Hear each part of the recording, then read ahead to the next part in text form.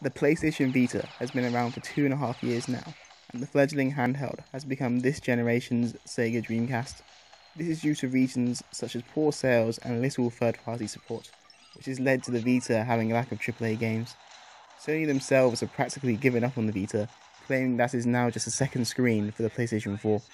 The amount of AAA games are so small that you can actually count all of the announced AAA titles coming in 2014 to the Vita on one hand. With all of this negativity surrounding the device, it is worth asking the question, why do owners of the system remain loyal to the Vita? Why does it have such a massive following all over the internet? Why are gamers not willing to give up on a device which Sony has already given up on, as proven by the TV show Powers getting more screen time at E3 than the Vita itself? Why would people support something that fails over and over again? Why would someone be willing to rob GameStop at gunpoint in order to have one? Well, here are 3 reasons why the Vita is so awesome that it maintains such a cult following. Reason number 1, the underdog factor. The Vita will never ever catch up to the 3DS or mobile phones in sales no matter what, even if there were another 10 product placements in House of Cards. Like the Chicago Cubs, the Vita is the underdog, never winning or receiving support from the mainstream media. This means that people who do own the device feel a far stronger sense of ownership and loyalty to the system than to other devices. This is why there was such an uproar when Square Enix teased that Final Fantasy Type 0 was coming to the Vita, and also when no one cared that Saints Row was cancelled for the 3DS. Being a niche device has a lot of cons, such as having poor sales and low interest from casual gamers, but one key pro is having a hardcore following. Reason number 2, design. The PS Vita's design is excellent.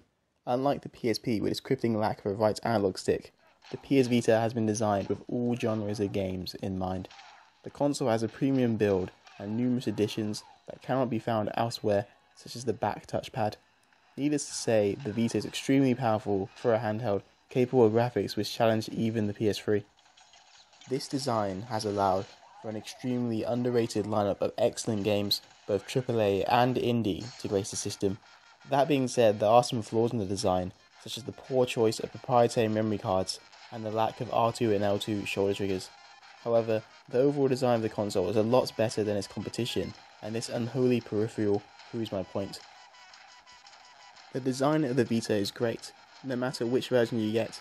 The quality of the design is one of the reasons why a device like the Vita is not buried on the internet like poorly made consoles such as the Wii U.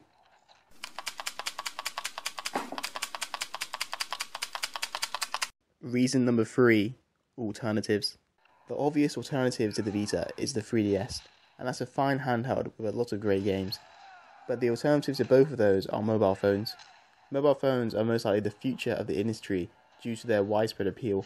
For hardcore gamers, a world of constantly paying to win does not sound particularly great. The Vita will most likely be one of the last handhelds from Sony, and additionally one of the last dedicated handhelds ever, depending on what Nintendo does. The Vita is one of the final outlaws for a lot of gamers who grew up playing handhelds such as the Game Boy, the GBA, and the PSP. This is why a lot of people, young and old, cling on to the failure which is the Vita, as it is truly one of the last of a dying breed. So what are your opinions on the Vita, and also the quality of this video? Whatever you think, let me know by commenting below. Thanks for watching.